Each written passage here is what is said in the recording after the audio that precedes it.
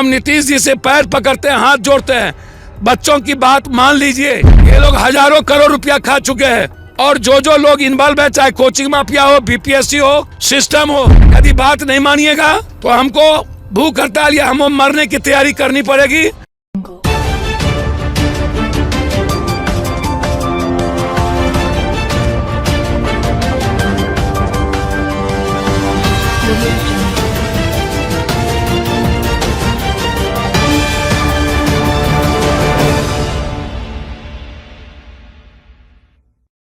पूर्णिया के सांसद पप्पू यादव सोमवार की शाम गर्दनीबाग धरना स्थल पर पहुंचे। उन्होंने बीपीएससी परीक्षा रद्द करने की मांग के साथ धरना पर बैठे अभ्यर्थियों से मुलाकात की और उनके साथ रहने का वादा किया। इस दौरान पप्पू यादव ने पत्रकारों से बात करते हुए कहा कि अभ्यर्थियों ने बातचीत के दौरान कहा कि जिन परीक्षा केंद्रों पर परीक्षा हुई थी उसका सीसीटीवी फुटेज जारी किया जाए। जिस परीक्षा केंद्र का परीक्षा कैंसिल किया गया है वहां कुछ छात्रों को ही प्रश्न पत्र दिया गया था।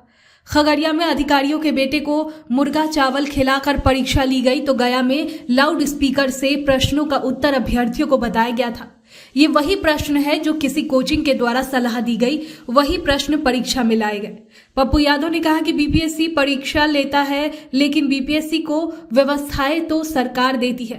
बीपीएससी में बैठे अधिकारियों की सरकार जांच क्यों नहीं करवाती है? बीपीएससी का चेयरमैन वैसे लोगों को बनाया जाए जिनकी निगरानी होती। नालंदा का एक ऐसा जिला है जहां से 1990 से पहले से लेकर आज तक सभी परीक्षाओं का प्रश्न लीक होता रहा है। बीपीएससी ने नॉर्मलाइजेशन पर कहा कि ये हमारे दिमाग में नहीं है, लेकिन परीक्षा दो तरह से लिए जाएंगे। अब अगर सरल प्रश्न से परीक्षा ली जाती है तो भी 4 लाख बच्चे प्रभावित होंगे। जिन अभ्यर्थियों के लिए ये अंतिम मौका था वो क्या करेंगे? इसीलिए पूर्ण परीक्षा ही अंतिम उपाय है। बिहार में कोचिंग माफिया, सरकार के कुछ लोग और सरकार का कुछ सिस्टम, बीपीएससी सबकी मिली भगत से पेपर लीक होता है और देश के युवाओं के भविष्य के साथ खिलवाड़ करती है। सीसीटीवी फुटेज सामने लाना चाहिए।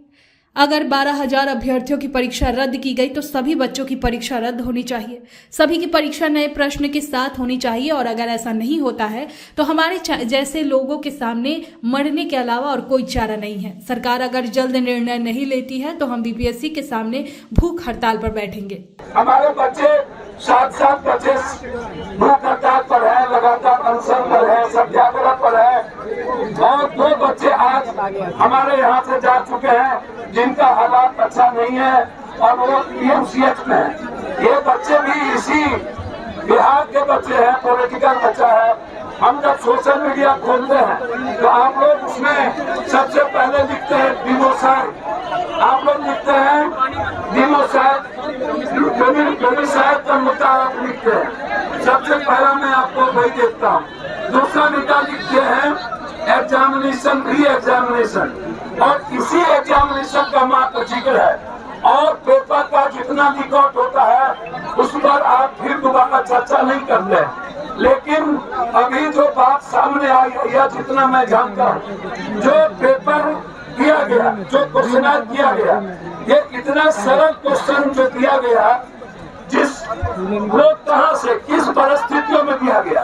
एक तो ये सवाल है, ये कई बार ये मुद्दा उठता है कि आखिर ये सजेस्ट कौन करता है, ये प्रैक्टिस किसका है और ये प्रैक्टिस से कहाँ से क्वेश्चन आता है और कौन इस प्रैक्टिस के द्वारा बेनिफिशरीज है।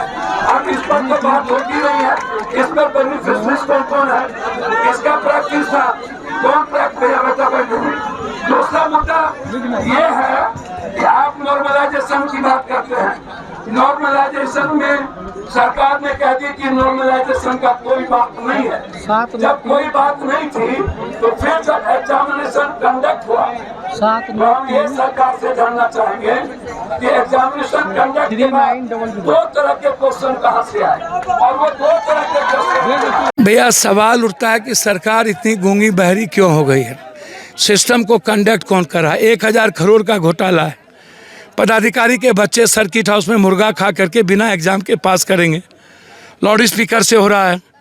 60-50 बच्चों को छोड़ के किसी को क्वेश्चन नहीं दिया गया। सीसीटीवी फुटेज सामने नहीं लाया जा रहा है। बच्चे की स्थिति बहुत बुरी है, लोग हॉस्पिटलाइज हो गए, बच्चे मर जाएंगे। किसी के लास्ट एग्जामिनेशन का उम्र है, अब वो दोबारा उसको नहीं मिलेगा। और लगातार जब नॉर्मलाइजेशन की बात है, क्वेश्चनर आप 2 कर दिए, इसमें कोचिंग माफिया, सिस्टम, बीपीएससी, नेता और माफिया 4 सिस्टम से मिल करके ये सब कुछ होता है। ऊपर से नीचे पैसे का बदर बाट है। तो आप इसको समझिए ना, बड़ा खेल है ये। और ये कोचिंग माफिया लोग पहले ही प्रैक्टिस कर लेते हैं, और जो कोचिंग माफिया के प्रैक्टिस में जो पढ़ाई होती है, क्वेश्चनर वही क्वेश्चन आ जाता है। तो इतने हल्के क्वेश्चन में आप 4 लाख बच्चे को प्रभावित कर रहे हैं। तो क्या ये बच्चे लगातार क्वेश्चन आउट क्यों? 90 के पहले से आज तक क्वेश्चन आउट क्यों? क्या किसी सरकार में क्वेश्चन आउट नहीं होने देने की हिम्मत क्यों नहीं है?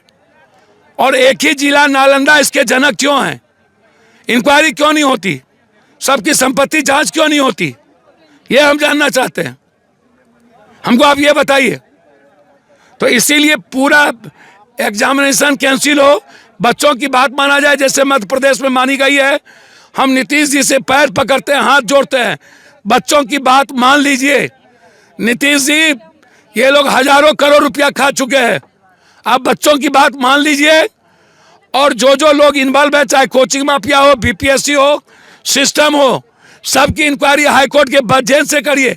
यदि बात नहीं मानिएगा तो हमको भूख हड़ताल या हम मरने की तैयारी करनी पड़ेगी और बीपीएससी के आगे बैठेंगे। ऐसे ही तमाम बड़ी खबरों के लिए बने रहे BMW न्यूज बिहार के साथ। खबर अच्छी लगे तो लाइक, शेयर और सब्सक्राइब करें। धन्यवाद। मंदिर संस्थान के साथ बनाए अपना भविष्य। रेगुलर और प्रोफेशनल कोर्सेज, सेकेंडरी और senior secondary courses, law, teachers training courses, pharmacy and nursing के साथ पैरामेडिकल में डायरेक्ट एडमिशन पाए। वेबसाइट विजिट करें या दिए गए नंबर पर कॉल करें। हमारा पता है गुरुकुल शिक्षा मंदिर संस्थान, कल्याण चौक, DS कॉलेज रोड, कटिहार।